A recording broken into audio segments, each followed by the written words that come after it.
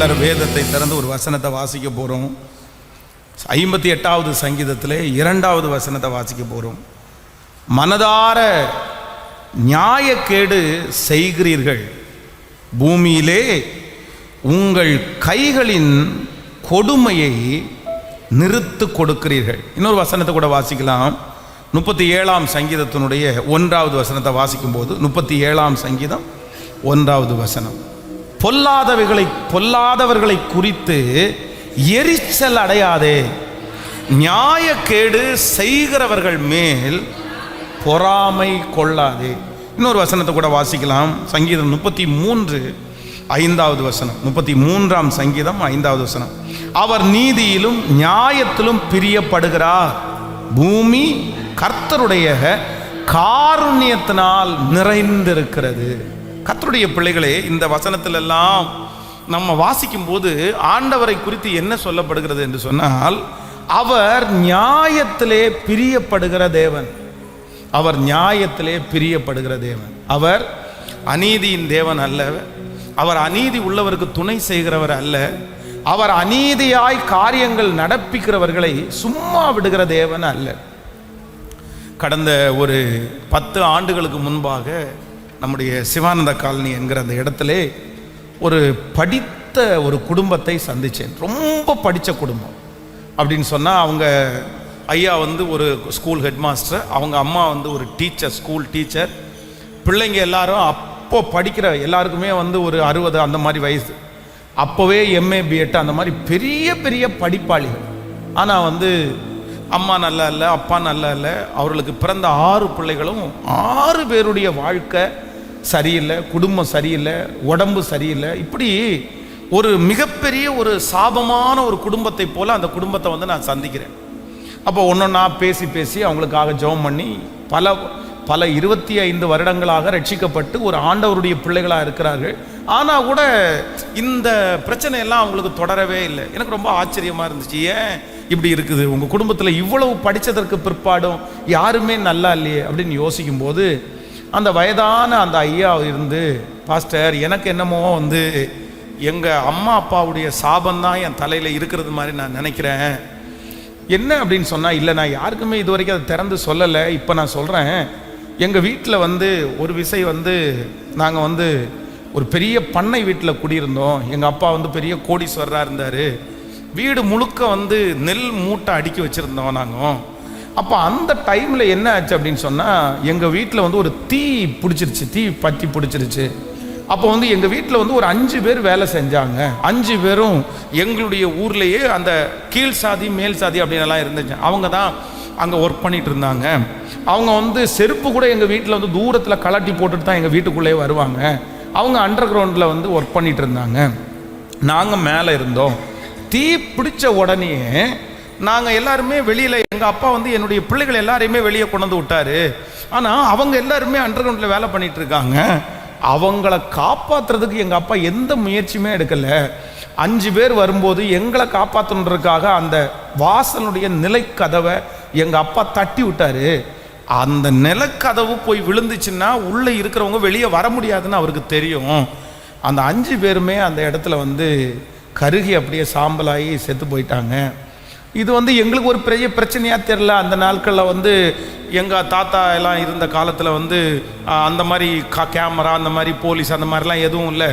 அதுவும் அவங்க வந்து ரொம்ப கீழ்த்தரப்பட்ட ஜனங்களாக இருந்ததுனால அவங்களுக்கு கேட்குறதுக்கு யாருமே இல்லை. அவ்வளோதான், ஆக்சிடென்ட் ஆச்சு, நாங்கள் தப்பிச்சோம், அவங்க இறந்துட்டாங்க அப்படின்னு சொல்லிட்டு கதை பண்ணி அதில் எல்லாத்தையுமே பண்ணாமல் அப்படியே வந்துட்டோம். ஒருவேளை அந்த சாபமாக கூட இருக்கலாமா அப்படின்றது மாதிரி அவர் எனக்கு கேட்டார். அப்போ நான் சொன்னேன், எனக்கு அது தெரியல, கர்த்தருக்கு தான் தெரியும். ஆனாலும் நம்ம வந்து முன்னோர்களுடைய பாவத்திற்காக நம்ம ஜெபிக்க வேண்டிய அவசியம் இருக்கிறது. ஏன்னா வேதத்தில் இருக்கிற பரிசுத்தவான்கள் எல்லாருமே ஜெபிக்கும் போது, நானும் என் தகப்பன் வீட்டாரும் பாவம் செய்தோம். அதே போல் ஜெபிக்கும் போது ஆபிரகாமின் தேவன், ஈசாக்கின் தேவன், யாக்கோபின் தேவன். அப்போ சந்ததியாக நம்ம வந்து கண்டிப்பாக நம்ம வந்து ஆண்டவர் சொல்லுகிறார், 4ஆம் 5ஆம் தலைமுறை மட்டும் நான் நியாயத்தை கேட்பேன், நியாயத்தை விசாரிப்பேன் அப்படின்னு ஆண்டவர் சொல்கிறாரு. அதனால இருக்கலாம். அதனால் நீங்கள் ஜெபம் பண்ணுங்க. நீங்கள் உங்களுடைய தகப்பன் தாயாருக்கு, உங்களுடைய தாத்தா பாட்டி செஞ்ச அக்கிரமத்திற்காக நீங்கள் கர்த்தரிடத்தில் மன்னிப்பு கேளுங்க அப்படின்னு அவர்களுக்கு ஆலோசனை சொல்லி ஜெபம் பண்ணிட்டு வந்தேன்.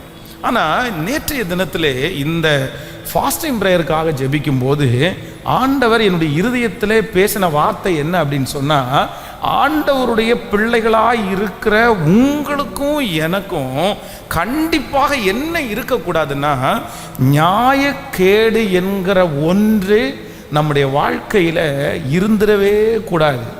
நீங்கள் அநியாயம் உள்ள மனிதர்களாக இருந்துடக்கூடாது.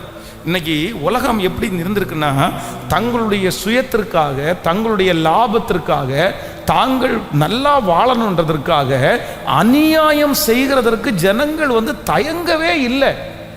இன்னைக்கு அநியாயம் செய்கிற ஜனங்கள் உலகத்தில் ரொம்ப பெருகிட்டாங்க. நமக்கு நிறைய பேருக்கு கோபம் வருது. ஏன் இப்படி அநியாயம் பண்ணுறாங்க அப்படின்னா, வாங்கின காசை கொடுக்காதவங்க நிறைய பேர் இருக்கிறாங்க. இது ஒரு விதத்திலே அநியாயம். நீங்கள் ஒன்று நினைத்து கொள்ளுங்கள், நீங்கள் யாரிடத்திலேயாவது பணத்தை நீங்கள் வாங்கி இருப்பீர்களே ஆனால் தயவு செய்து நீங்கள் அந்த பணத்தை கண்டிப்பாக கொடுக்க வேண்டும். ஒருவேளை அவங்க எனக்கு இந்த பணம் நீங்கள் தர வேண்டாம், மன்னிச்சு விட்டுருங்க, எனக்கு கடவுள் நிறைய ஆசீர்வச்சிருக்கிறாரு, பரவாயில்லன்னு சொன்னால் பரவாயில்ல. ஆனால் நீங்கள் பணத்தை வாங்கி செலவு பண்ணிட்டு, நீங்கள் பணத்தை வாங்கி எல்லாம் பண்ணிட்டு, அவங்க இன்னைக்கு கஷ்டப்பட்டு கண்ணீர் வடிக்கிறவர்களாக இருந்தால் இது ரொம்ப அநியாயம். இந்த அநியாயத்தை ஆண்டவர் பொறுத்து கொள்ளவே மாட்டார். இது ஆண்டவருக்கு பிடிக்காத ஒன்று. கடந்த நாட்களிலே ஒரு தகப்பனார் எனக்கு ஃபோன் பண்ணி, நான் இலங்கைக்கு போகிறேன் அப்படின்னு சொன்னார். அப்போது இலங்கை எதுக்கையா திடீர்னு நீங்கள் இலங்கைக்கு போகிறீங்க? இல்லை, இலங்கையிலிருந்து கிட்டத்தட்ட ஒரு 35 வருஷத்துக்கு முன்னாடி இலங்கையிலிருந்து அவர் ஓடி தமிழ்நாட்டுக்கு வந்தார். இங்கே ஆண்டவர் அவரை ஆசீர்வதிச்சார், இங்கே ஆண்டவர் பெருக பண்ணினார். ஆனால் இலங்கையில் இருக்கும்போது ஒரு வயசான ஒரு அம்மாவுடைய பணத்தை அவர் திருடி இருக்கிறார். அவங்க சேர்த்து வச்சிருந்த அந்த உண்டியல் பணத்தை திருடி அந்த பணத்தில் தான் அவர் கோயம்புத்தூர் சேர்ந்திருக்கிறாரு. ஆனால் அது இங்கே படாத பாடுபட்டு ரட்சிக்கப்பட்டு ஆண்டவரை ஏற்றுக்கொண்டு இப்போ அவர் என்ன சொன்னார் அப்படின்னா, அவருக்கு அந்த அம்மாவுக்கு 4 பிள்ளைங்க. அந்த 4 பிள்ளைகளையும் சந்தித்து ஒவ்வொரு பிள்ளையினுடைய கையிலையும் 1 லட்சம் ரூபாய் கொடுக்க போறேன்னு சொன்னார். 1 லட்சம் ரூபா பணத்தை நான் கொடுக்க போகிறேன் பாஸ்டர். ஏன் அப்படின்னு சொன்னால், அந்த அம்மாவுடைய பணத்தை நான் திருடிட்டு வந்துட்டேன், இன்றைக்கி நான் ரட்சிக்கப்பட்டுட்டேன், இன்றைக்கி கடவுள் என்ன ஆசீர்வதிச்சிட்டாரு. இல்லை, நான் மன்னிப்பு, கர்த்தர் என்ன மன்னிச்சிட்டாரு.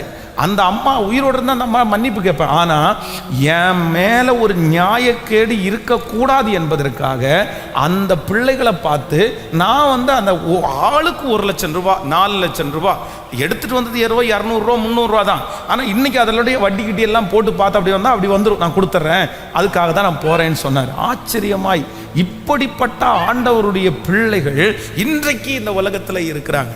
நீங்கள் இன்னைக்கு ஒரு தீர்மானம் எடுக்கணும். உங்கள் பேரில் என்ன இருக்கக்கூடாது அப்படின்னு சொன்னால், நியாயக்கேடு இருக்கவே கூடாது. அவங்க அக்கிரமம் பண்ணட்டும், அநியாயம் பண்ணட்டும், எதிராக இருக்கிற இடத்துல நியாயக்கேடு இருக்கட்டும். ஆனால் ஆண்டவருடைய உலகத்தில் இருக்கிற சில அரசியல்வாதிகள், இல்லைன்னா உலகத்தில் இருக்கிற சில பெரிய மனிதர்கள் இவ்வளவு அநியாயக்காரர்களாக இருக்கிறார்களே அப்படின்னு நம்ம நினைக்கிறோம். அவர்களுக்கு அவங்க பொசிஷன்ல அநியாயக்காரர்களாக இருக்காங்க. நமக்கு சின்ன காரியத்தில் அநியாயமாக இருந்தாலும் அதற்கும் கர்த்தருடைய பிள்ளைகள் கணக்கு கொடுத்தே ஆக வேண்டும். இன்றைக்கு இந்த உபவாச ஜெபத்தில் நீங்கள் ஏதாவது அநியாயம் உங்களுக்குள்ளே இருக்குதா நீங்கள் செக் பண்ணுங்க. நீங்கள் ஏதாவது அநியாயம் செஞ்சுருக்கிறீங்களா அப்படின்னா, அவங்க கேட்குறதுக்கு திராணி இல்லாதவர்களாக இருக்கிறதுனால, இல்லைனா உங்களுடைய அதான் ஃபஸ்ட்டு சொன்ன மாதிரி அதிகாரத்தை பயன்படுத்தி, இந்த வீக்னஸை பயன்படுத்தி, மற்றவர்களுடைய பலவீனத்தெல்லாம் பயன்படுத்தி நீங்கள் நியாயக்கேடு செய்கிறவர்களாக இருந்தால் கண்டிப்பாக கர்த்தருக்கு நீங்கள் கணக்கு கொடுக்கிறவர்களாக இருக்க வேண்டும். ஆமேன். நீங்கள் ஒன்று ஜெபிக்கணும், ஆண்டவரே இந்த உலகத்தில் வாழ்கிற எனக்கு எந்த மனுஷனிடத்துலையும் எனக்கு என்ன இருக்கக்கூடாதுன்னா, நியாயக்கேடுன்ற ஒன்று என்னிடத்தில் இருக்கவே கூடாது. நீங்கள் ஒரு சில வசனங்களை நான் உங்களுக்காக வாசிக்கிறேன், அந்த வசனங்களை நீங்கள் வாசிங்க. நீங்கள் எடுத்துக்கொள்ளலாம். 7ஆம் சங்கீதம் 11வது வசனத்தை வாசிப்பீர்களே ஆனால், தேவன் நீதி உள்ள நியாயாதிபதி, அவர் நாள்தோறும் பாவியின் மேல் சினம் கொள்ளுகிற தேவனாயிருக்கிறார். இன்னொரு வசனத்தை வாசிக்கலாம். யோபு 8ஆம் அதிகாரம் 3வது வசனம், தேவன் நியாயத்தை புரட்டுவாரோ, சர்வ வல்லவர் நீதியை புரட்டுவாரோ. நீங்கள் வந்து 1 சாமுவேல் 2ஆம் அதிகாரம் 25வது வசனத்தை வாசிப்பீர்களானால், மனுஷருக்கு விரோதமாக மனுஷன் பாவம் செய்தால் நியாயாதிபதிகள் அதை தீர்ப்பார்கள். ஒருவன் கர்த்தருக்கு விரோதமாய் பாவம் செய்வானே ஆகில் அவனுக்காக விண்ணப்பம் செய்யத்தக்கவன் யார் என்றார். அவர்களோ தங்கள் தகப்பன் சொல்லை கேளாமற் போனார்கள். அவர்களை சங்கரிக்க கர்த்தர் சித்தமானார். நல்லா கவனிங்க, இந்த இடத்துல ஏலியின் பிள்ளைகள் பேலியாளின் மக்களாயிருந்தார்கள். இவங்க ரொம்ப பாவத்தில் உச்சகட்டமாக இருந்தாங்க. அவங்க என்ன பண்ணினாங்க அப்படின்னு சொன்னால், ஏலி வந்து அந்த அந்த அந்த பலிபீடத்திலே அந்த இடத்துல ஒரு லீடர்னு வச்சுக்கோங்களேன். இவர் சொன்னால் எல்லாரும் கேட்கணும். இவருடைய பிள்ளைகள் அப்படின்னும் போது எல்லாருக்குமே மதிப்பு இருந்துச்சு. ஆனால் அங்கே இருந்த ஆசாரியர்களை அந்த பிள்ளைங்க ஒரு பொருட்டாவே எடுக்கலை. அந்த பிள்ளைங்க வந்து தங்களுடைய அதிகாரத்தை பயன்படுத்தி, தன்னுடைய தகப்பனார் அவ்வளோ பெரிய போஸ்டிங்கில் இருக்கிறத பயன்படுத்தி என்ன பண்ணுறாங்க அப்படின்னு சொன்னால், அந்த இறைச்சியை வந்து வலுக்கட்டாயமாக வாங்குறாங்க. ஸோ அங்கே வருகிற அந்த ஸ்திரீகளோடு தப்பாக நடக்கும்போது அவங்கள கேட்கறதுக்கு யாருமே இல்லை. அவங்க அப்பா வயசானவர், வேணாப்பா செய்யாதீங்கப்பா, இது நல்லதில்லைப்பா, நீ கிழவன், நீ கொஞ்சம் அமைதியாக இருக்கிறியா, உனக்கு என்ன தெரியும். அந்த ஐயாவுடைய கண்ணு தெரியாத ஏலியினுடைய வார்த்தையை அவங்க கீழ்ப்படியவே இல்லை. ஜனங்களை குறித்து பயம் இல்லை, ஆண்டவரை குறித்து பயம் இல்லை, பரிசுத்தத்தை குறித்து பயம் இல்லை. தன்னுடைய மனமோன போக்கில் இந்த 2 பிள்ளைகளும் ரொம்ப நியாயக்கேடு செய்தார்கள். தன்னுடைய தகப்பனார் எச்சரிக்கிறார், இப்படி வேணாம், இது ரொம்ப அநியாயம், நீங்க இதை செய்யாதீங்க, உங்களுடைய வல்லமை இப்படி காண்பிக்காதீங்க. ஆனா வேதம் சொல்லுகிறது, கர்த்தர் பொறுத்து பொறுத்து பார்த்தார். அநியாயம் செய்கிற அந்த 2 பேரும் ஒரே நாளிலே மரித்து போனார்கள், செத்து போனார்கள் என்று வேதம் சொல்லுகிறது. அதனால நம்ம யார் என்ன வேணாலும் பண்ணட்டும், எவ்வளவு அநியாயம் வேணாலும் பண்ணட்டும், உங்களுக்கு விரோதமாய் பண்ணுகிற ஜனங்கள் வந்து, பாஸ்டர் பெரிய அநியாயம் பண்ணிட்டான், என்ன ரொம்ப அநியாயக்காரன் பாருங்க, என்ன செய்யாத ஒண்ணுக்கு போட்டு கொடுத்துட்டான், மாட்டி விட்டுட்டான், இப்படி ஒருவேளை மற்றவர்களாக நீங்கள் ரொம்ப அநியாயத்தை சுமந்திருக்கலாம். ஆனால் கர்த்தர் உங்களுக்கு வாக்கு கொடுக்கிறார், நியாயக்கேட்டின் மக்களால் நீங்கள் இனி பாதிக்கப்படாதபடி கர்த்தர் உங்களை கிருபையாய் பாதுகாக்கிற கர்த்தர். அநியாயம் செய்கிற மனிதர்கள் உங்களை நிறைய அநியாயம் செய்திருக்கலாம். ஆனால் ஆண்டவருடைய பிள்ளைகள் ஒரு தீர்மானம் எடுக்கணும், எனக்கு விரோதமாக இருக்கிறவர்கள், எனக்கு எதிராக இருக்கிறவர்கள் என்ன அநியாயம் வேண்டுமென்றாலும் செய்யலாம், அது கர்த்தர் பார்த்து கொள்ளுவார். ஆனால் நான் என் மனசை அறிஞ்சு யாருக்கும் நியாயக்கேடுன்ற ஒன்றை செய்ய மாட்டேன்னு நீங்க துணிகரமா நீங்க நின்னுட்டீங்கன்னா, நான் நம்புறேன் உங்க பட்சத்தில் கர்த்தர் இருப்பார், உங்களுக்கு சமாதானத்தை கொடுப்பார். உன்னுடைய கைகள் கரையில்லாமல் கர்த்தர் பாதுகாத்து கொள்ள கர்த்தர் உதவி செய்கிறவர். கவனிங்க, ஒரு ராஜாவா ஆண்டவர் ஒருத்தனை ஏற்படுத்தினாருன்னா கண்டிப்பா அந்த ராஜாவுடைய கையினால நிறைய பேர் கண்டிப்பா இறந்து போவார்கள். யுத்தம் நடக்கும்போது ராஜா முன்னாடி நிக்கணும். இப்போ தாவீது தன்னுடைய வாழ்க்கையிலே வேதம் சொல்லுகிறது, ஆண்டவருடைய இருதயத்திற்கு ஏற்ற தாசன், ஆண்டவருக்கு ரொம்ப பிடிக்கும். ஆண்டவர் வந்து அவனை வந்து சிநேகிதனை போல கர்த்தர் வைத்திருந்தார். சின்ன வயசுலயே தாவீதுக்கும் ஆண்டவருக்கும் பெரிய நெருக்கம் இருந்துச்சு. ஆனா ஆண்டவர் வந்து ஆண்டவரத்தில் சொல்றான், நான் வந்து நல்ல மச்சு பாவன வீட்டில் குடியிருக்கிறேன், ஆனா ஆண்டவருடைய பெட்டி இப்படி இருக்குதுல்ல, அதனால அந்த பெட்டிக்காக ஒரு ஆலயத்தை கட்டுகிறதற்கு முன் என்னுடைய படுக்கையாகிய கட்டிலின் மேல் ஏறுறதில்லை அப்படின்னு ஒரு பொருத்தனை எடுக்கிறான். உங்களுக்கு ஒரு ஆலயத்தை கட்டுவான் ஆண்டவரே, எனக்கு கிருபை தாங்க ஆண்டவரே. ஆனா ஆண்டவர் தாவீதுக்கு எத்தனையோ கொடுத்தாரு, ஆனா எது கொடுக்கல அப்படின்னு சொன்னா, நீ என்னுடைய ஆலயத்தை கட்ட மாட்டாய். ஏன் நீ கட்ட மாட்ட? ஏன் நீ கட்ட மாட்ட? உனக்கு வயசாச்சா? உனக்கு ஒன்றும் இல்லையா? கர்த்தர் என்ன சொல்றார் தெரியுமா? உன்னுடைய கை என்ன பண்ணி இருக்குது? உன்னுடைய கை வெறும் ரத்தம் சிந்தினது மட்டும் நினைக்காதீங்க, அவனுடைய கை குற்றமற்ற ரத்தத்தை சிந்தி இருக்கிறது. யாருடைய ரத்தத்தை சிந்திச்சு? அவனுடைய தாவீதுனுடைய வாழ்க்கையிலேயே அவன் யுத்த வீரனா இருக்கும்போது அவனுடைய யுத்தத்தினால நிறைய பேர் மடிஞ்சிட்டாங்க, அதல்ல. ஆனா ஆண்டவர் அந்த இடத்துல என்ன மென்ஷன் பண்றாரு அப்படின்னு சொன்னா, தாவீது நீ நியாயமுள்ளவன் தான், நீ என்னுடைய பிள்ளை தான், நீ ஜெபிக்கிறவன் தான், நான் தான் உன்னை ராஜாவா ஏற்படுத்தினேன். ஆனால் பர்ஸ்தேபாள் என்கிற ஒரு மனுஷி மேலே நீ வச்ச இச்சையினால ஒரே ஒரு நல்ல மனுஷனை உன்னுடைய கையினாலேயே நீ கொன்றாய். யார? உரியா என்கிற நல்ல ஒரு போர் சேவகன். ஆமேன். ஒரு ராஜா ஒரு பெண்ணினுடைய அழகுல மயங்குறார் அப்படின்றது சாதாரணமானது அல்ல. உலகத்திலே இருக்கிற பெண்கள் அந்த நாட்களிலே ராஜாக்களை திருமணம் பண்ணுவதற்கு அவ்வளோ ஆர்வமாக இருப்பாங்க. ஏன் அப்படின்னா, ராஜாவுக்கு இதுக்கு முன்னாடி 1000 கல்யாணம் பண்ணினாலும் 1001வது கல்யாணம் பண்ணுறதுக்கு பெண்கள் ஆயத்தமாக இருப்பாங்க. காரணம் என்ன அப்படின்னா, ராஜாவை திருமணம் பண்ணி ராஜா மூலமாய் ஒரு குழந்தையை பெத்தெடுத்தா அந்த குழந்தை அந்த ஊரில் யாரு? அவன் ராஜகுமாரன், அவன் ராஜகுமாரத்தி, அவனுக்கு ராஜ மேன்மை, அவனுக்கு ராஜாவினுடைய ஆகாரம், அவனுடைய ராஜாவினுடைய சொத்துல பங்கு. அப்போ ராஜாவுக்கு வாழ்க்கைப்படுவதற்கு நிறைய பெண்கள் ஆசையா இருப்பார்கள். ராஜாக்கள் தங்களுக்கென்று ராணியை செலக்ட் பண்ணும்போது ஒருத்த மட்டும் செலக்ட் பண்ண மாட்டாங்க. அதான் கன்னி மடத்துக்கு வர வச்சு அவங்கள நிறைய 6 மாதம் காவல் காத்து அதுல ஒரு பெண்ணை தனக்காய் கொள்ளுவார்கள்.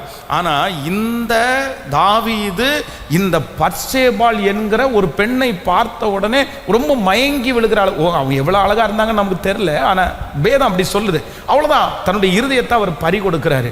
ஆனா அதே மனைவியை திருமணம் பண்ணின அந்த உரியா யுத்தத்தில் இருக்கும்போது அவனை கொஞ்சம் அனுப்பி விடுப்பா. அப்ப யுத்தத்திலிருந்து வருகிறவன் நேரம் எங்க போல தெரியுமா? வீட்டுக்கு போல. எங்க வந்துட்டான்? ராஜா அரண்மனைக்கு வந்துட்டான். ராஜா அரண்மனைக்கு வந்தோடனே ராஜா கேட்குறாரு, எப்பா ஏன்பா நீ வீட்டுக்கு போகாம இங்கே எதுக்குப்பா வந்திருக்கிற? நீ வீட்டுக்கு போ, நீ சந்தோஷமா இரு, உன்னுடைய மனைவியினிடத்தில் நீ சந்தோஷமா இரு, உன்னை அதுக்கு தான் லீவுக்கு நான் வர சொல்லியிருக்கிறேன், உனக்கு லீவு சாங்ஷன், நீ யுத்தத்தில் நின்று கஷ்டப்பட வேண்டாம்.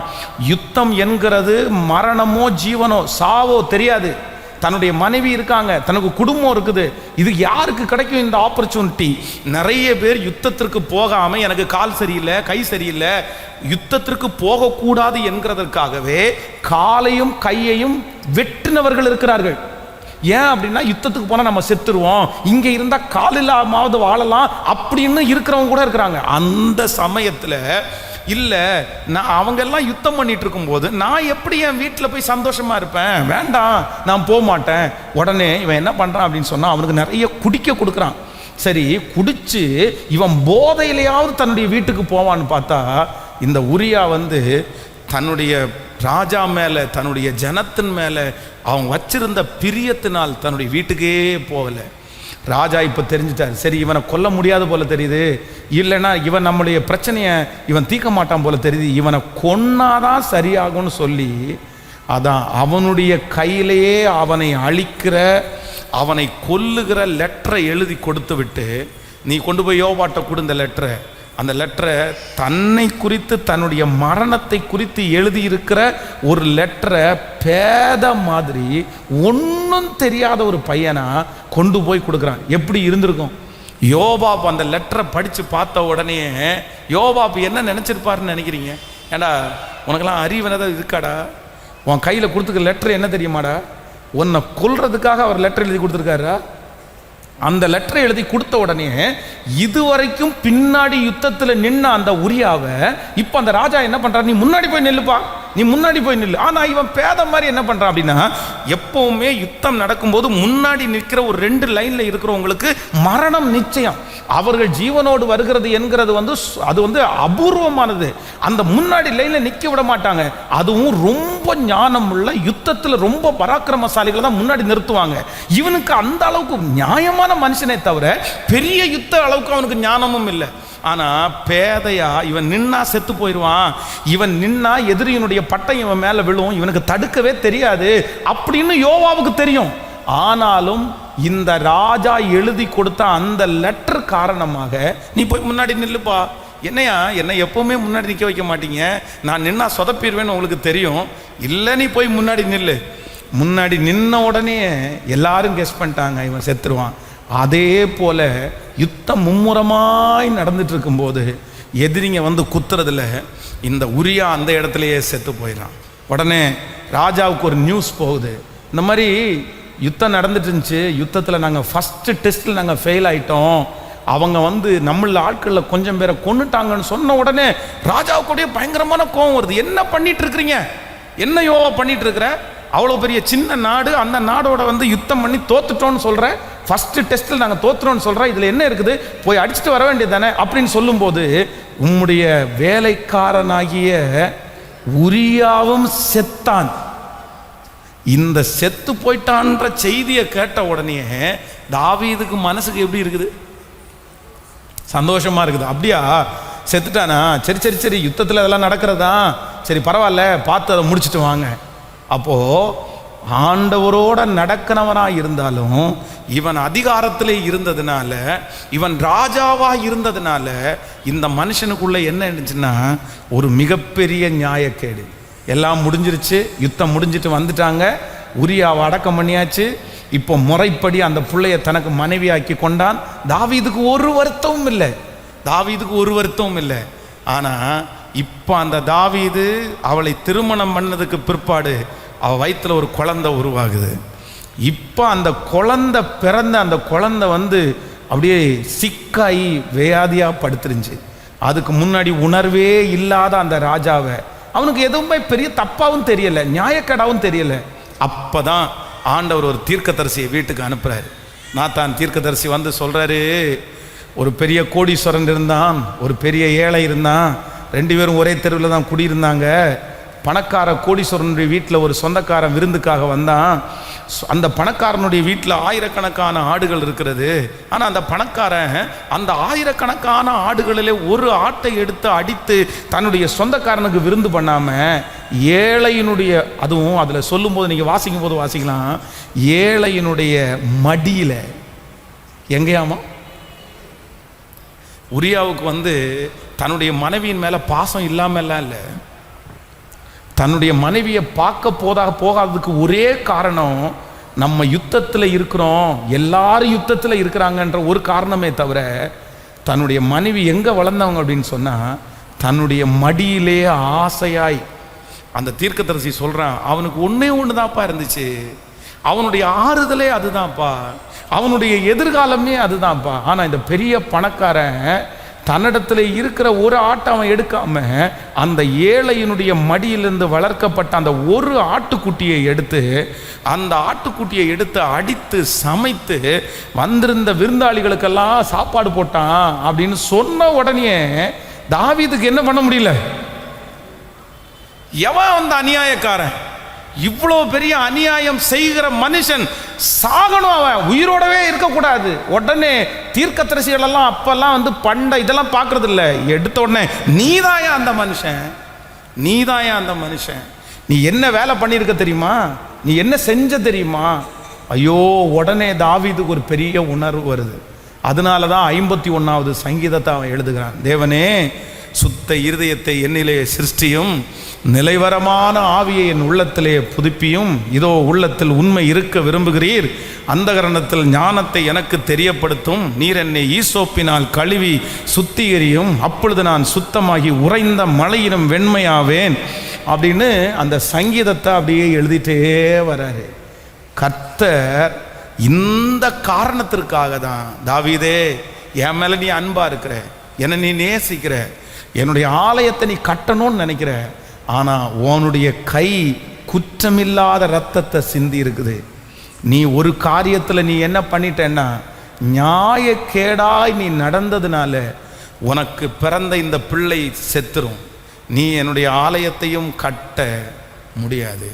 இன்னைக்கு இந்த சத்தத்தை கேட்குற ஆண்டவருடைய பிள்ளைகளே, நீ யாருக்காக ஆண்டவர் சொல்கிறான்னு தெரில, நீங்கள் எப்பேற்பட்டவர்களாய் வேண்டும் என்றாலும் இருக்கலாம், உங்கள் மேலே எப்பவுமே என்ன இருக்கக்கூடாது அப்படின்னு சொன்னா சொல்லுங்க சத்தமா, நீங்க அநியாயன்ற ஒன்று நமக்கு கண்டிப்பாக, அப்படிப்பட்ட பணம் நமக்கு வேண்டாம், அப்படிப்பட்ட உறவு நமக்கு வேண்டாம், அப்படிப்பட்ட மனிதர்கள் நமக்கு வேண்டாம், அப்படிப்பட்ட சந்தோஷங்கள் நமக்கு வேண்டாம். அப்படிப்பட்ட எதுவுமே நமக்கு வேண்டாம். அநியாயத்தினால வருகிற எதுவுமே நமக்கு வேண்டாம். சிலருடைய கண்ணீர் உடனே கர்த்தர் சமூகத்தில் போயிடும். விதவையினுடைய கண்ணீர் உடனே கர்த்தர் சமூகத்தில் போயிடும். சில கஷ்டப்பட்ட மனுஷங்களுடைய கண்ணீர் அப்படியே தேவ சமூகத்தில் போய் நிற்கும். இன்னைக்கு ஏழைகள் என்று சிலர் நினைச்சு ஏழைகள் இருக்கிற இடத்த அவனுக்கு கேட்கறதுக்கு ஆள் இல்லைன்னு அடிச்சு புடுங்குறவங்க நிறைய பேர். நான் சொல்றேன், அடிச்சு புடுங்கி என்ன பண்ண போறாங்க? எத்தனை வருஷம் வாழ போறாங்க? எத்தனை வருஷம் இருக்க போறாங்க? கிடையவே கிடையாது, கிடையவே கிடையாது. நமக்கு என்ன இருக்கணும் அப்படின்னு சொன்னா, ஆண்டவரே நீர் நீதி உள்ள நியாயாதிபதி, நீர் நீதி உள்ள நியாயாதிபதி, அதனாலே நானும் எப்படி இருப்பேன் அப்படின்னு சொன்னான், நீதியாய் வாழ. ஹல்லேலூயா. எத்தனை பேர் ஆமோதிக்கிறீர்கள்? கணவன் மனைவிக்கு சண்டை வந்துச்சு, பிள்ளை மூளை வளர்ச்சி குறைவான பிள்ளை தன்னுடைய கணவனாருக்கு விரோதமாய் தப்பான வழியிலே போய் கண்டுபிடிக்கப்பட்டு கணவனார் திரும்பவும் ஏற்றுக்கொள்ளுகிறார். மூளை வளர்ச்சி இல்லாத பிள்ளைய தன்னுடைய கணவனார் கையிலே கொடுத்துட்டு தனக்கு பிடிச்ச அந்த பையனை கூப்பிட்டுட்டு அவ்வளோதான், அவங்களுக்கு கண்ணு காணாத இடத்துக்கு போயாச்சு. அவ்வளோதான். இந்த குழந்தைய வச்சுட்டு இந்த குழந்தையை எப்படி வளர்த்துறது? திரும்ப இன்னொரு கல்யாணமும் அவரால் பண்ணிக்க முடியாது, குழந்தையும் வளர்த்த முடியல. ஏன்னா அம்மா அப்பா வயசானவங்க. அப்படியே கண்ணு முன்னு தெரியாமல் ஒரு பெண்ணினாலே பாதிக்கப்பட்ட ஒரு பையனுடைய இருதய குமுறல். அப்படியே அழுறான். மனசார சொல்கிறேன் பாஸ்டர், கண்ணீரோடு சொல்கிறேன் பாஸ்டர், அவள் எங்கிருந்தாலும் நல்லாவே இருக்க மாட்டா பாஸ்டர். கண்டிப்பாக அவள் அவளுக்கு நல்ல மரணமே இருக்காது பாஸ்டர். அவள் நல்லா மறிக்க மாட்டா. பாருங்க, அவளை ஏசபேலுடைய சரீரத்தை, அவளுடைய ரத்தத்தை நாய் நக்குனது மாதிரி ஒரு நாள் நக்கலைன்னா பாருங்க, அப்படியே குமுறி குமுறி அவன் சாபம் விடுறான். குமுறி. ஏன்னா அவனுடைய சிச்சுவேஷன் ரொம்ப மோசமான சிச்சுவேஷன். தன்னை ஏமாத்தினது கூட அவன் சகிச்சிட்டான், தன்னை விட்டு போனது கூட பரவாயில்ல. இப்படிப்பட்ட ஒரு குழந்தைய என் தலை மேல கொடுத்துட்டு இந்த குழந்தைய நான் எப்படி வளர்த்துறது, என்ன பண்றது? அவ ஜாலி ஆயிட்டா, அவ சந்தோஷமாயிட்டா, அவ செட்டில் ஆயிட்டா, அவ போயிட்டா, நான் என்ன பண்றது?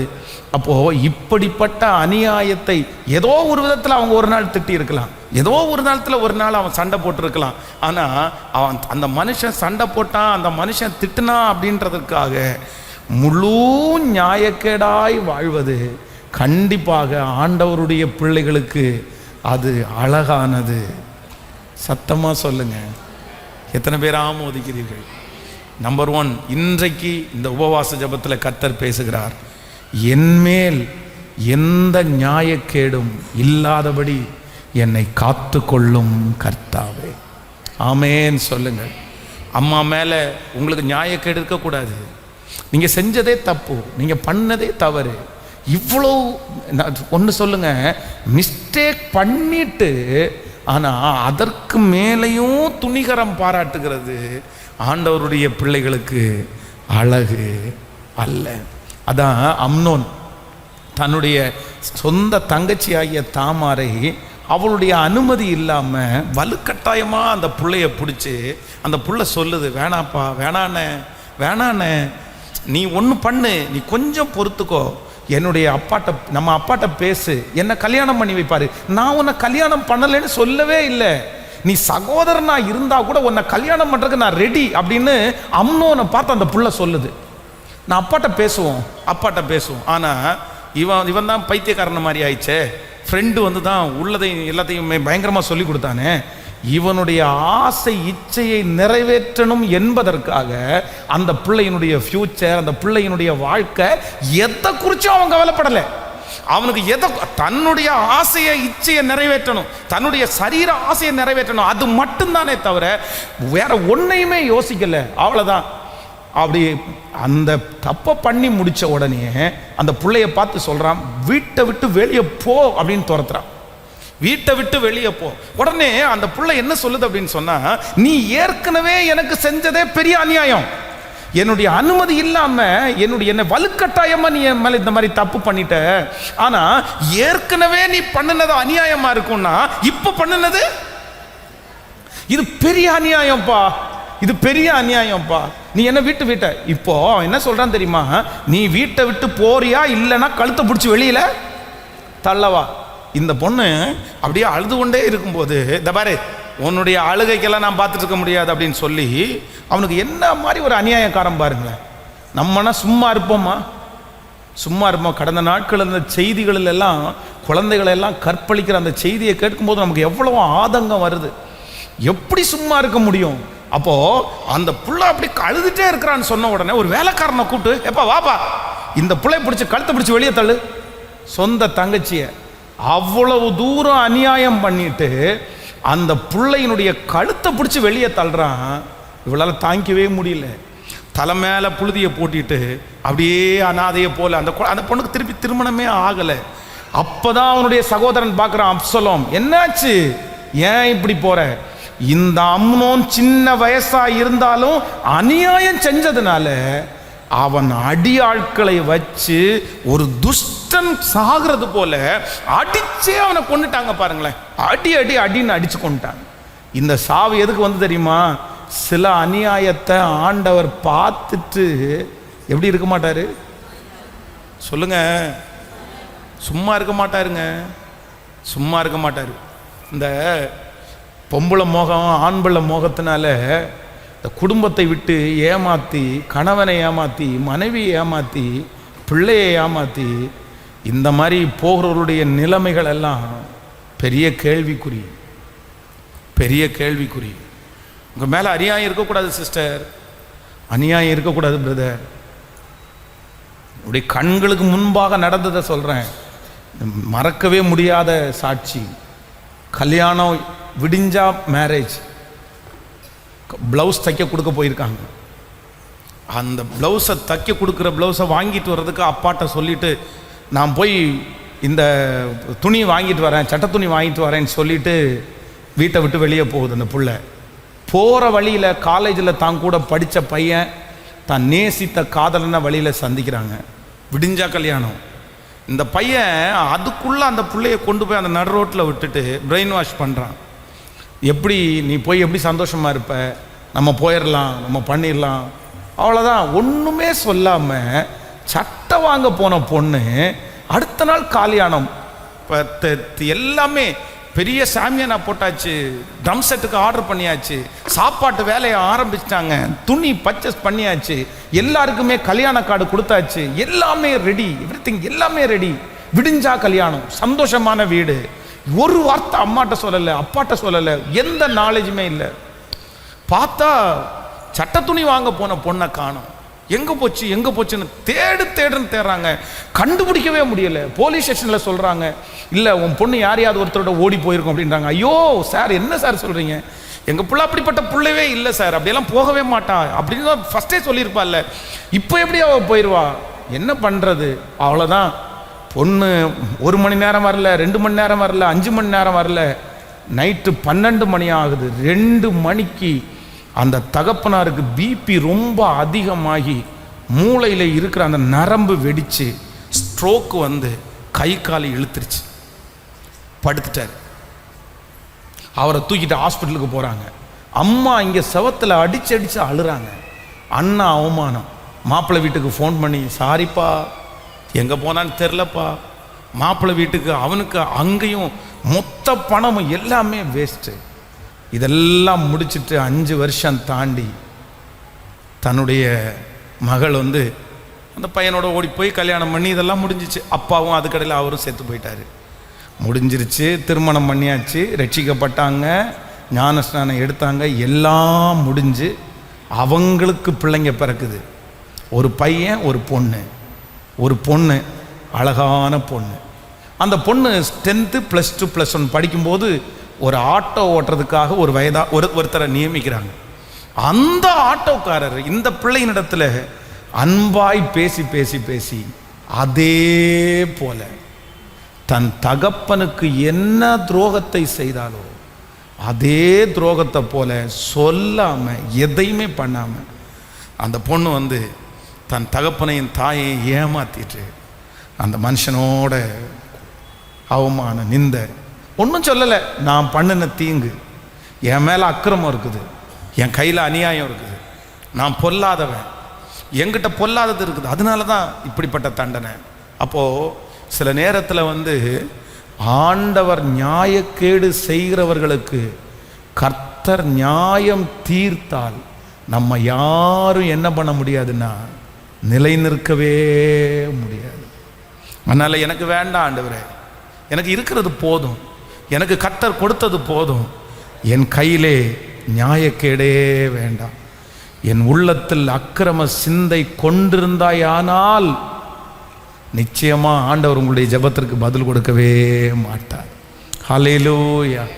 கையை உயர்த்தி மன்னிச்சிருங்க, என் மேலே இருக்கிற நியாயக்கேடுகளை மன்னிச்சிருங்க, என்னுடைய மாமிசத்தினால நான் செய்த நியாயக்கேடுகளை மன்னிச்சிருங்கப்பா. சத்தத்தை உயர்த்தி, தகப்பனே என் மேல் இருக்கிற நியாயக்கேடுகள் மன்னிக்கப்படுவதாக, மன்னிக்கப்படுவதாக, மன்னிக்கப்படுவதாக. ஓ ஹல்லேலூயா, ஹல்லேலூயா. இமேஜின். நன்றி அப்பா, நன்றி நன்றி. ஓ ஹல்லேலூயா. என்னுடைய நியாயக்கேடு என்னை விட்டு மாறட்டும் ஆண்டவரே. நான் மண்ணான மனுஷன் ஆண்டவரே, என்னால ஏதாவது ஆகுமா? உங்க பிள்ளையா நான் வாழணும்னு ஆண்டவர் ஆசைப்படுறேன் ஆண்டவரே. சொல்லுங்க ஒவ்வொருத்தரும், என் மேல இருக்கிற நியாயக்கேடுகள் மன்னிக்கப்படுவதாக, என் கையில இருக்கிற கரைகள் கழுவப்படுவதாக. சத்தத்தை உயர்த்தி சொல்லுங்க, ஆண்டவரே என் கைகளிலே இருக்கிற கரைகள் இப்பொழுது கழுவப்படுவதாக, கழுவப்படுவதாக, கழுவப்படுவதாக.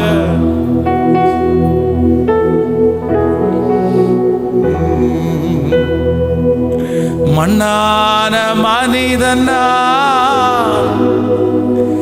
என்னால் ஏதும் ஆகுமா? மண்ணான மனிதனா என்னால் ஏதும் ஆகுமா? உன் பிள்ளையாய் நான் வாழ முடியுமா? உன் பிள்ளையாய் நான் வாழ முடியுமா? பாவியின் மீது ஏன் இந்த அன்பு ஒன்றும் புரியலை, சித்தம் என் மீது வைத்திட்ட பின்பும் வாழ தெரியலை, இன்னும் வாழ தெரியலை. பாவியின் மீது ஏன் இந்த அன்பு ஒன்றும் புரியலை, சித்தம் என் மீது வைத்திட்ட பின்பும் வாழ தெரியலை, இன்னும் வாழ தெரியலை. கைகளை உயர்த்தி, தேவனே ஜீவனே, தேவனே ஜீவனே, இயேசுவே வாழி சத்தியமே, தேவனே இயேசுவே. கைய மேல உயர்த்தி, தேவனே ஜீவனே, தேவனே ஜீவனே, இயேசுவே வாழி சத்தியம், தேவனே ஜீவனே, இயேசுவே வாழி சத்தியமே. பாவியின் மீது ஏன் இந்த அன்பு ஒன்றும் புரியலை, சித்தம் என் மீது வைத்திட்ட பின்பும் வாழ தெரியலை, இன்னும் வாழ தெரியலையே. உன்னத தேவன் நீ என்னை தேடலாகுமா? உன்னத தேவன் நீ என்னை தேடலாகுமா? உம்மோடு நான் வாழ முடியுமா? உம்மோடு நான் வாழ முடியுமா? பாவியின் மீது ஏன் இந்த அன்பு ஒன்றும் புரியலை, சித்தம் என் மீது வைத்திட்ட பின்பும் வாழ தெரியலை, இன்னும் வாழ தெரிய. சொல்லுவோம்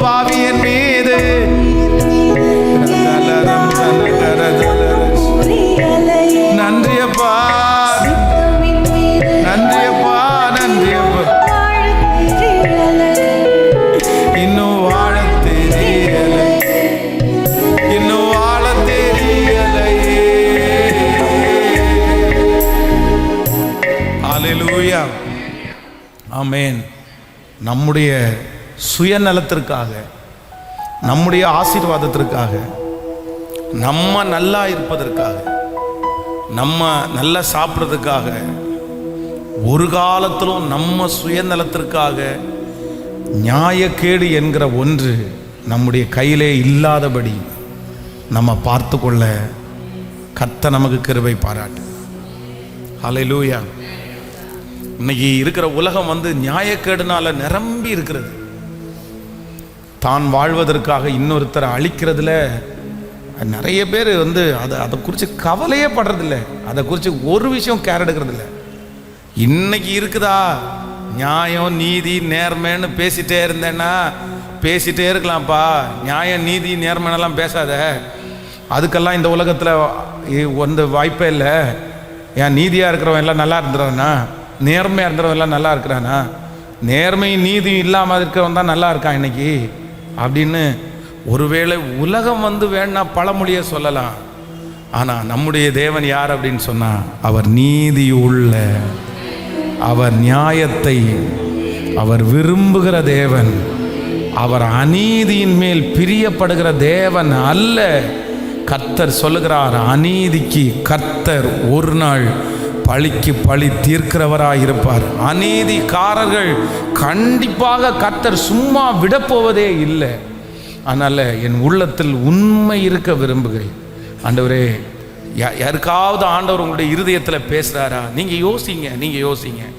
வேதம் சொல்லுகிறது, நீதிமான் தனக்கு ஆணையிட்டதில் தனக்கு நஷ்டம் வந்தால் கூட தவறாமல் இருக்கிறான். ஆமென்.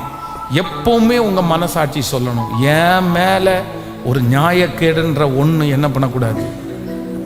சொல்லுங்க, எல்லாருமே சொல்லுங்க. இது ஒரு பொருத்தனையாக நீங்கள் எடுங்க. யார் என்ன வேணாலும் பண்ணட்டும், யார் என்ன வேணாலும் செய்யட்டும், எனக்கு கொடுக்கலாம் கொடுக்க வேண்டாம் அதெல்லாம் அடுத்தது. எனக்கு அந்த அதிகாரம் இருந்தால் கூட என் மேலே எந்த நியாயக்கேடும், சொல்லுங்களேன் எல்லாரும், சத்தமாக சொல்லுங்களேன் எல்லாரும், என் மேலே அவங்க அநியாயம் பண்ணுறதுல எப்படி வேணாலும் இருக்கட்டும். நான் சொல்கிறேன், மனிதன் எதை விதைக்கிறானோ அதையே அறுப்பான். அந்த நியாயக்கேடு செய்கிறவங்க என்ன விதைக்கிறாங்களோ அதை கண்டிப்பாக அவங்க அறுப்பாங்க, அதில் சந்தேகமே இல்லை. ஆனால் ஆண்டவருடைய பிள்ளைகளாக இருக்கிற நீங்களும் நானும் நம்ம சுயநலத்திற்காக, நம்ம வாழ்ந்திருப்பதற்காக எந்த அநியாயத்தையும் கண்டிப்பாக நீங்கள் செய்யக்கூடாது. அப்படிப்பட்ட ஒரு ரூபா கூட நமக்கு தேவையில்லை, அப்படிப்பட்ட ஒரு அடி நிலம் நமக்கு தேவையில்லை, அப்படிப்பட்ட ஆசீர்வாதம் நமக்கு தேவையில்லை அப்படின்னு நீங்கள் என்னைக்கு நினைக்கிறீங்களோ, நான் நம்புகிறேன் கர்த்தர் உங்களை போஷிப்பார், கர்த்தர் உங்களை நடத்துவார், கர்த்தர் உங்களை பாதுகாப்பார். உங்களுக்கென்று கர்த்தர் ஒரு கிருபையை தருவார். நீங்கள் வருகையில் இல்லைன்னா மரணத்தில் எடுத்துக்கொள்ளப்படும் போது உங்கள் ஆத்மா எப்படி சொல்லுன்னா, நான் யாருக்கும் எந்த துரோகமும் பண்ணல அப்படின்ற நியாயம் உங்களுக்கு இருந்தாலே அதுவே மிகவும் ஆசீர்வாதமானது. கர்த்தர் நல்ல மனசாட்சியை கர்த்தர் எதிர்பார்க்கிறார். வேதம் சொல்கிறது, மனசாட்சியிலே சூடுண்ட பொய்யர் யாவரும் இரண்டாம் மரணமாகிய அக்கினியும் கந்தகமும் எரிகிற அக்கினி கடலிலே தள்ளப்படுவார்கள். மனசாட்சியிலே சூடுண்ட பொய்யர் அப்படின்னா, மனசாட்சியை பொறுத்த வரைக்கும் ஒரு காரியத்தை ஃபஸ்ட்டு செய்யும்போது மனசாட்சி உறுத்தும், இது செய்யக்கூடாது, இது தப்பு அப்படின்னு சொல்லும். ஆனால் தொடர்ந்து பண்ணிட்டு இருந்தீங்கன்னா அந்த மனசாட்சி ஒன்றுமே சொல்லாது, அந்த மனசாட்சி மழுங்கிரும். ஆனால் வேதம் சொல்லுது, அவங்க எல்லாரும் கண்டிப்பாய் கர்த்தருடைய ராஜ்யத்திலே பிரவேசிக்க முடியாது. ஆமென். எங்கேயாவது யாரிடத்துலையாவது வாங்கியிருக்கிறீங்களா? அது இப்போது நீங்கள் பணம் கடன் வாங்கிட்டீங்க, ஜாமீன் கையெழுத்து இன்னொருத்தர் போட்டார், உங்களை கடன்காரங்க கேட்பாங்களா? ஜாமீன் அவங்கள கடன்காரங்களை கேட்பாங்களா? ஜாமீன் கொடுத்தவங்க. இப்போது ஜாமீன் கொடுத்தவங்க உங்களை நம்பி தானே கொடுத்துருக்குறாங்க, நீங்கள் நல்லவங்கன்றதானே கொடுத்துருக்குறாங்க. அப்போது நீங்கள் அவங்களுக்கு நம்பிக்கை துரோகம் பண்ணி நீங்கள் கட்ட வேண்டிய பணத்தை அவங்க சம்பாதிச்சு கட்டிகிட்டே இருந்தால், நான் சொல்கிறேன், அவன் மாதம் கட்டும்போது கண்ணீரோடு கட்டுறாங்கன்னா அந்த சாபம்லாம் யார் தலை மேலே வரும்னு நினைக்கிறீங்க? நம்ம தலை மேலையும் நம்ம சந்ததி தலை மேலையும் தான் வரும்.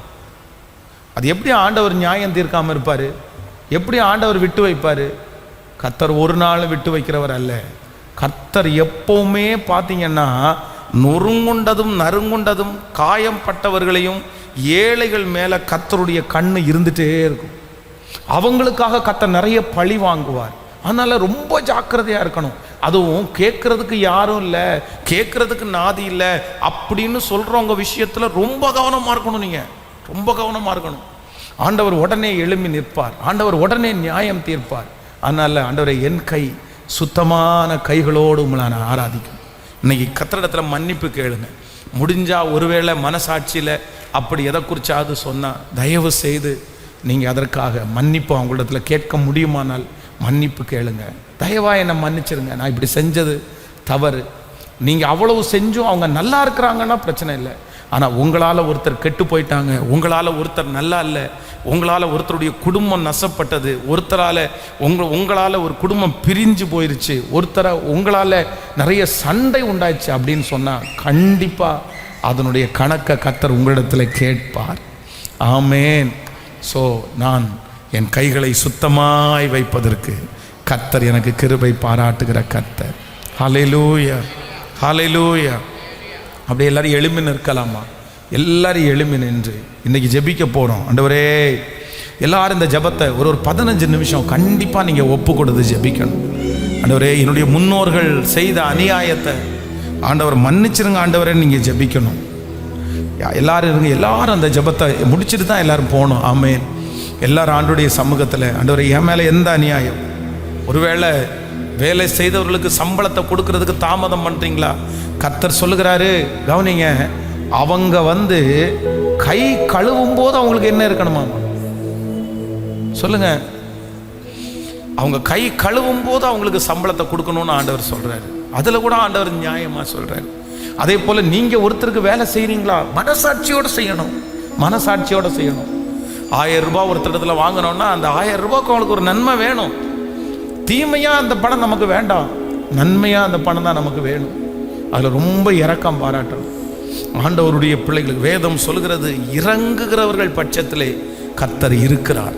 ஏனென்றால் நம்முடைய ஆண்டவர் யார் அப்படின்னு சொன்னால், இரக்கமும் மன உருக்கமும் நீடிய சாந்தமும் மகா கிருபையும் உள்ள தேவன் நம்மோடு கூட இருக்கிறார். ஆமேன் சொல்லுங்க. நம்ம ஒன்றும் கொண்டு வந்தது ஒன்றும் இல்லை, நம்ம கொண்டு போவதும் ஒன்றுமே இல்லை. எத்தனை பேரை ஆமோதிக்கிறீங்க? நீங்கள் நல்லா சம்பாதிங்க, தப்புன்னு நான் சொல்லலை. கர்த்தர் உங்களை பல மடங்கு ஆசீர்வதிக்கட்டும். ஆனால் இன்னொருத்தரை வஞ்சிச்சு இன்னொருத்தரை ஏமாற்றி கண்டிப்பாக நம்ம சம்பாதிக்க வேண்டிய அவசியம். இன்னொருத்தருடைய வாழ்க்கையை கெடுத்து நம்ம செய்யவே கூடாது. அதனால் உங்களால் யாருமே காயம் கூட படக்கூடாது. முடிஞ்ச வரைக்கும் நீங்கள் யாரையுமே காயப்படுத்தக்கூடாது. உங்கள் வார்த்தை காயப்படும்னு தெரிஞ்சும் நீங்கள் அவங்கள காயப்படுத்தினா என்ன அர்த்தம்? என்ன அர்த்தம்? அது ஒரு நியாயக்கேடு இல்லை, அது ஒரு நியாயக்கேடு. அந்த இடத்துல சிலர் தான், பழைய ஆட்கள் தான் நிறைய சொல்லுவோம், வாழைப்பழத்தில் ஊசி எடுத்துகிற மாதிரி ஏற்றிட்டு வந்துட்டேன். என்ன அப்படி, என்ன அப்படி? அந்த மாதிரி எண்ணங்கள் எல்லாம் நமக்கு இருக்கக்கூடாது. நம்ம மனசார எல்லாரும் என்ன நினைக்கணும் அப்படின்னு சொன்னால், எல்லாருமே நல்லா இருக்கணும், எல்லாருமே நல்லா இருக்கணும். நமக்கு தீமை செய்தவர்கள் கூட நல்லா இருக்கணும். அதான் கர்த்தர் சொல்லுகிறார், உங்களை சபிக்கிறவர்களை கூட நீங்கள் என்ன பண்ணணும்னா, உங்களை நிந்திக்கிறவர்களுக்காக நீங்கள் என்ன பண்ணணுமாமா? ஆமென். சார், நம்முடைய ஆண்டவரை போல நல்லவர் ஒருவருமே. அவர் நீதி உள்ள நியாயாதிபதி, அவர் நீதி உள்ள நியாயாதிபதி. ஆண்டவரே, எனக்கு ஒரு கிருபை தாரும், என்னிடத்தில் இருக்கிற அக்கிரமங்கள் நீங்கி என்ன பாவமற என்னை சுத்திகரியும் ஆண்டவரே. ஒருவேளை என்னுடைய முன்னோர்களுடைய அக்கிரமங்கள் ஏதாவது என் குடும்பத்தினுடைய ஆசீர்வாத குறைவுக்கு காரணமாய் இருக்குமானால் இப்பொழுது தயவாய் அதை மன்னியும் ஆண்டவரேன்னு சொல்லி கேளுங்க. அப்பாடத்தில் சத்தத்தை உயர்த்தி, அறியாம ஆண்டவரே, தெரியாம ஆண்டவரே, ஆண்டவரே, அறியாத காலங்களை நீர் காணாதவர் போல் இருக்கிறீர், நீர் காணாதவர் போல் இருக்கிறீர், நீர் காணாதவர் போல் இருக்கிறீர். உம்முடைய மகிமை வெளிப்படட்டும் ஆண்டவரே, உம்முடைய மகிமை வெளிப்படட்டும் ஆண்டவரே, உம்முடைய கிருபை வெளிப்படட்டும் ஆண்டவரே. சத்தத்தை உயர்த்தி, தகப்பனே, எங்கள் மேல் இரக்கம் பாராட்டுகிற தெய்வமே, எங்கள் மேல் இரக்கம் பாராட்டுகிற தெய்வமே, கேளுங்க. கர்த்தர் நிறைய பேரிடத்துல பேசி இருக்கிறார். ஆண்டவர் நிறைய பேரிடத்தில் பேசி இருக்கிறார். ஹalleluya. அவங்களுடைய உத்தியோகத்தில் இருந்துட்டு அவங்களுடைய காசை வாங்கி சாப்பிட்டுட்டு அவங்களையே துன்மார்க்கமா பேசுகிறத கர்த்தர் விரும்பல. கர்த்தர் அநியாயத்திற்கு துணை போகிறவர் அல்ல. ஸ்தோத்திரம் ஸ்தோத்திரம் ஸ்தோத்திரம் ஸ்தோத்திரம். யோசேப்பை போல் நான் ஒழுங்கில்லையே, நோவாவை போல் நீதிமானும் இல்லையே. யோசேப்பை போல் நான் ஒழுங்கில்லையே, நோவாவை போல் நீதிமானும் இல்லையே. ஆபிரகாமை போல் விசுவாசி இல்லையே, தானியேலை போல் உம்மை வேண்டவில்லையே. ஆபிரகாமை போல் விசுவாசி இல்லையே, தானியேலை போல் உம்மை வேண்டவில்லையே. நானாக வந்து நிற்கிறேன் இயேசுவே, தானாக வந்து நிற்கிறேன்.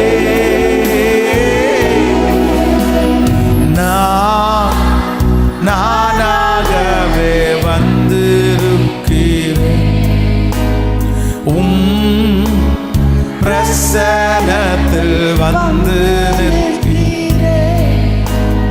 நீ இன்று என்னை ஏற்றுக்கொள்வீரா, ராஜ்யத்தில் சேர்த்து கொள்வீரா. சொல்லுவோம் எல்லாரும். மாதாளை போல் உம்மை சேவிக்கலையே, மரியாளை போல் நேசிக்கல. சத்தமா. மாதாளை போல்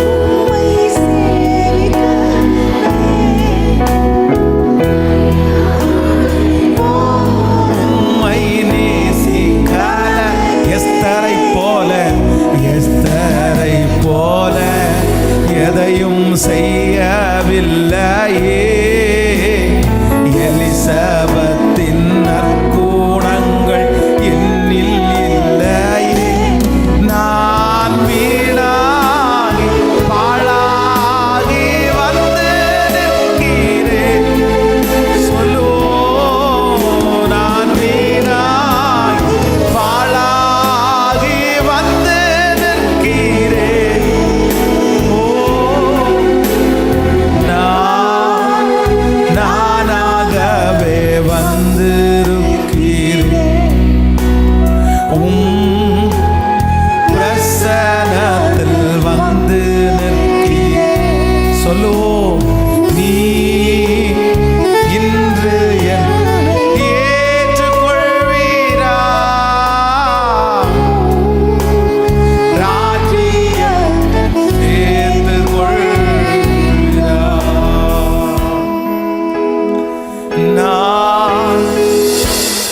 நானாகவே பிரசனத்தில் வந்து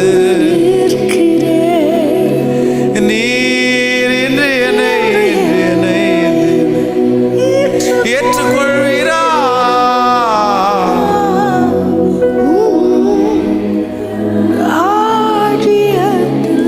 சேர்த்து கொள்வீரா. ஆமென். நம்ம துரோகம் பண்ணுகிறத கர்த்தர் ஒரு நாளும் விரும்புகிறதே இல்லை. ஹல்லேலூயா. ஆண்டவராகிய இயேசு கிறிஸ்துவோடு கூடவே இருந்து அவர் கொடுத்த எல்லா சாப்பாடையும் வாங்கி சாப்பிட்டுட்டு யூதாஸ் காரியோத்து முதல்ல வந்து அந்த டீமில் ஜாயின் பண்ணும்போது நிறைய பேர் ஆண்டவரை பார்த்து, இவனை எடுக்காதீங்க ஆண்டவரே, மோசமான ஆள், இவன் அவன் வேலையை காமிச்சிடுவான், எத்தனையோ பேர் சொன்ன போதிலும் கூட எல்லாரையும் இது பண்ணி ஆண்டவர் அழகாய் எடுத்து கர்த்தர் எச்சரிக்கிறார். எப்பா, என்னை காட்டி கொடுக்கிறவன் பிறவாமல் இருந்தால் நலமா இருக்கும் அப்படின்னு ஆண்டவர் சொல்ற. ஆனாலும் எதையுமே அவன் கேட்டுக்கவே இல்லை, கண்டுக்கவே இல்லை. அதை குறித்து அவன் வந்து பெரிய விஷயமா எடுத்துக்கவே இல்லை. ஆனால் அவனுடைய முடிவை குறித்து வேதம் சொல்லுகிறது, அவன் ஆண்டு கொண்டு செத்தான். வேதத்தில் வந்து இவருடைய இரத்தப்பழி எனக்கு நான் பாத்திரம் இல்லைன்னு சொல்லிட்டு ஒரு அந்த ராஜா வந்து கையை கழுவிடுவான்.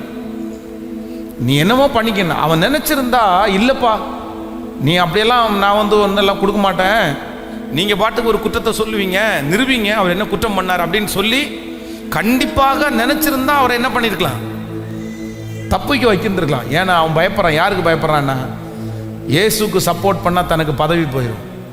இயேசுக்கு சப்போர்ட் பண்ணால் அந்த இடத்துல அவனால் இருக்க முடியாது.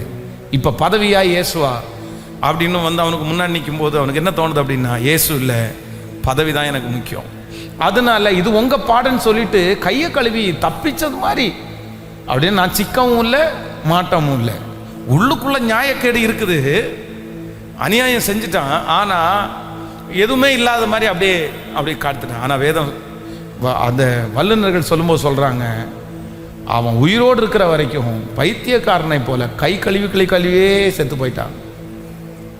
அப்போ ஆண்டவர் வந்து மனிதன் முகத்தை பார்க்கிறான், கர்த்தரோ, சத்தமா சொல்லுங்க, அவர் எல்லாவற்றையும் பார்க்கிற கர்த்தர், எல்லாவற்றையும் பார்க்கிற கர்த்தர். ஒருவேளை தெரியாத காலத்தில் நீங்க பண்ணியிருக்கலாம், உங்களுக்கு அந்த ஞானம் இல்லாமல் இருந்திருக்கலாம், அந்த அறிவு இல்லாமல் இருந்திருக்கலாம். ஆனா பரவாயில்ல, சரி, இனியாவது கர்த்தருடைய சமூகத்தில் ஒப்பு கொடுத்து, ஆண்டவரே என் மேல எந்த அநியாயமும் கண்டிப்பா வராதபடி என்னை கிருபையாய் பார்த்து கொள்ளுகிற கர்த்தர் நல்லவர். ஹல்லேலூயா. என் மேல் கிருபை பாராட்டுகிற தேவன் நல்லவர். சும்மா இருந்த பையனை பணக்காரன்னு சொல்லிட்டு கல்யாணம் பண்ணி, அவன் கல்யாணம் பண்ணின உடனே அவனுடைய பணத்தை எல்லாம் பார்த்த உடனே, இல்லை நீ இவனை விட்டுட்டு பணத்தை வாங்கணும்னு நினச்சிட்டு இப்போ கேஸ் போட்டு, என்ன அடிக்கிறான் உதைக்கிறான், அம்மா அப்பா அடிக்கிறாங்க உதைக்கிறாங்கன்னு கேஸ் போட்டு டைவர்ஸ் அப்ளை பண்ணி, எனக்கு 1 கோடி ரூபாய் செட்டில் பண்ணு, 1 கோடி ரூபாய் செட்டில் பண்ணு, நான் அவனை விட்டு போயிடுறேன். இந்தியாவில் இருக்கிற நிறைய சட்டங்கள் வந்து சில நேரங்களில் பெண்களுக்கு சாதகமாக இருக்கிறதா சொல்கிறாங்க. நிறைய சட்டங்கள், அது ஆண்களா பெண்களா அப்படி நான் வேறு பிரிக்கலை. சட்டம் தனக்கு சாதகமாக இருக்குன்னு நினச்சிட்டு 1 கோடி ரூபாய் எனக்கு கொடுத்தாதான் நான் வந்து கொடுப்பேன், இல்லைன்னா நான் வந்து டைவர்ஸ் கொடுக்க மாட்டேன் அப்படின்னு சொல்லி அதை ஒரு பெரிய பிரச்சனையாக பண்ணி, உன் தான் காசு இருக்குல்ல கொடுக்க வேண்டியதானே.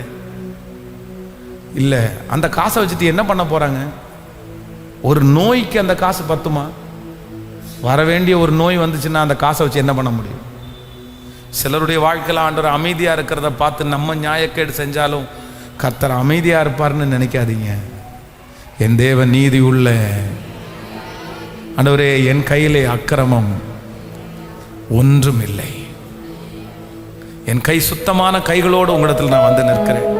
ஒருவேளை தவறே பண்ணியிருந்தா கூட நம்ம என்ன பண்ணணும்னா, ஒரு இரக்க குணமாவது இருக்கணும், ஒரு தாழ்மையாவது இருக்கணும். சரி ஆண்டவரே, தப்பு பண்ணிட்டேன் மன்னிச்சிரு, அந்த இது கூட இல்லாமல் இருந்தா எப்படி? கர்த்தரை எதிர்பார்க்கிறார். நன்றி அப்பா, நன்றி. உம்மை போல் என்னை மாற்றிடும், சேர்ந்து உம்மை போல்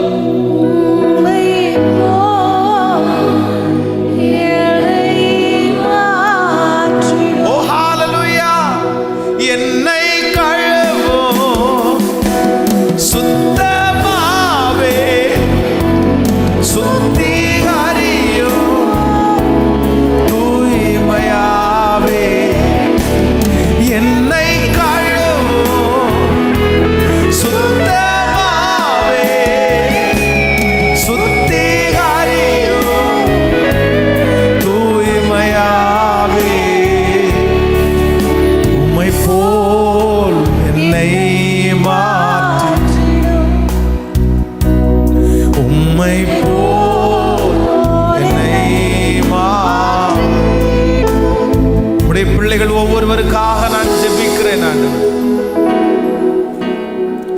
எங்கள் பிள்ளைகளுக்கு விரோதமாய் இழைக்கப்பட்டிருக்கிற ஒவ்வொரு அநியாயத்தையும் தட்டி கேட்கிறதுக்கு நீர் எழும்பி வருவீராக. நீர் தட்டி கேட்கிறதுக்கு எழும்பி நிற்பீராக ஆண்டவரே. நீர் நீதி உள்ள நியாயாதிபதி. நீர் நியாயத்தை விரும்புகிற தேவன். நீர் நியாயத்தை விரும்புகிற தேவன். இனி எங்கள் பிள்ளைகள் நியாயக்கேட்டின் மக்களால் பாதிக்கப்படாதபடி, நியாயக்கேட்டின் மக்களாய் ஆண்டவரே அவர்கள் பாடுபடாதபடி கர்த்தர் நியாயக்கேட்டின் மக்களுக்கு எங்களுடைய பிள்ளைகளை தப்புவிக்க போகிறதற்காக ஸ்தோத்திரம். நன்றி அப்பா, நன்றி அப்பா. இந்த உபவாச ஜபத்தில் திருச்சபையில் இருக்கிற, ஆன்லைன்ல லைவ்ல இருக்கிற இந்த சத்தத்தை கேட்கிற உங்க பிள்ளைகளை ஆசீர்வதிக்கிற ஆண்டவரே, ஆசீர்வதிக்கிற ஆண்டவரே. தகப்பனே, எந்த இடத்துல எங்க பிள்ளைகளுடைய நியாயம் ஆண்டவரே கேட்கப்படாமல் இருக்கிறதோ, எந்த இடத்துல எங்க பிள்ளைகளுடைய நியாயத்தை புரட்டுகிறார்களோ அந்த இடத்துல கர்த்தர் எங்க பிள்ளைகளோடு இருந்து நீர் நியாயாதிபதி என்கிறதை நிரூபிக்க பண்ணி எங்க பிள்ளைகளுக்கு அந்த இடத்துல ஒரு நியாயத்தை நீர் வாங்கி தருவதற்காக ஸ்தோத்திரம், ஸ்தோத்திரம், ஸ்தோத்திரம், ஸ்தோத்திரம். உங்களால ஆகும் ஆண்டவரே, உங்களால முடியும் ஆண்டவரே. உங்களால ஆகாதது ஒன்றுமே இல்லப்பா, இல்லப்பா, இல்லப்பா. நன்றி ஆண்டவரே. உங்க பிள்ளைகளை மனதார ஆசீர்வதிக்கிறேன். அவருடைய ஜெப விண்ணப்பங்கள் எல்லாம் கேட்கப்படட்டும் ஆண்டவரே. இன்றைக்கு இந்த ஃபாஸ்டிங் பிரேயர்ல எந்த ஜெப விண்ணப்பத்தை அவங்க வச்சு ஜெபிக்கிறார்களோ அந்த ஜெப விண்ணப்பத்துக்கு பரலோகம் இப்பொழுது திறந்து ஒரு பதிலை அனுப்புவதாக கர்த்தருக்கு சித்தமானால் வருகிற நாட்களிலே எங்க பிள்ளைகள் இதை சாட்சியாய் சொல்லுவதற்கு இந்த வாரம் கர்த்தர் உபவாச ஜெபத்திலே எனக்கு அற்புதத்தை செய்தார் என்று சாட்சி சொல்ல உதவி செய்வீராகப்பா. நன்றி ஆண்டவரே. எங்க திருச்சபையை கர்த்தர் இன்னும் அதிகமாய் வளர்த்துவீராக. இந்த ஊழியம் இன்னும் பெருகுவதாக ராஜா.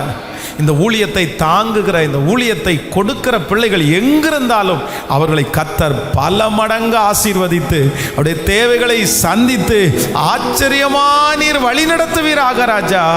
இந்த ஊழியத்திற்கு விரோதமாய் எழும்புகிற எல்லா அந்தகார கிரியைகளையும் இயேசு கிறிஸ்துவின் நாமத்தினாலே கடிந்து நாங்கள் அப்புறப்படுத்தி நாங்கள் ஜெபிக்கிறோம் அப்பா.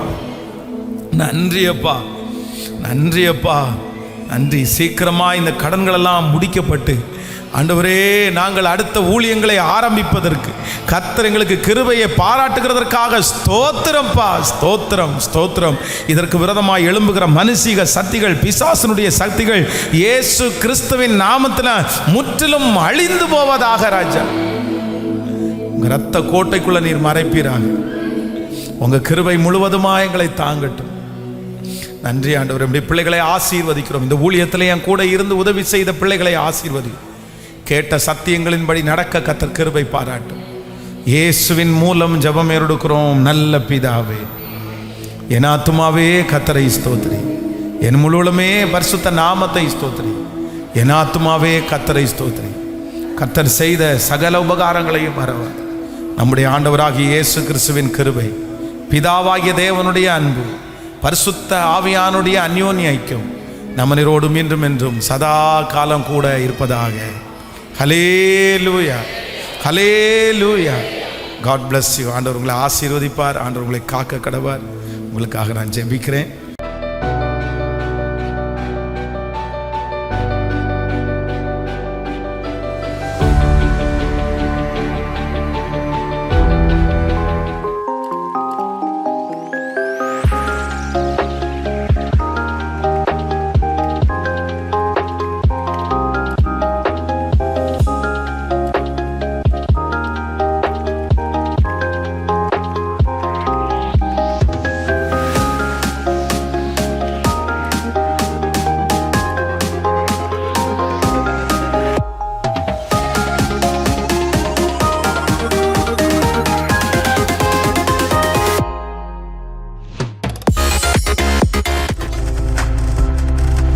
நீங்கள் பார்த்து கொண்டிருப்பது உங்கள் ஜாய் டிவி. உங்கள் துக்கம் சந்தோஷமாய் மாறும்.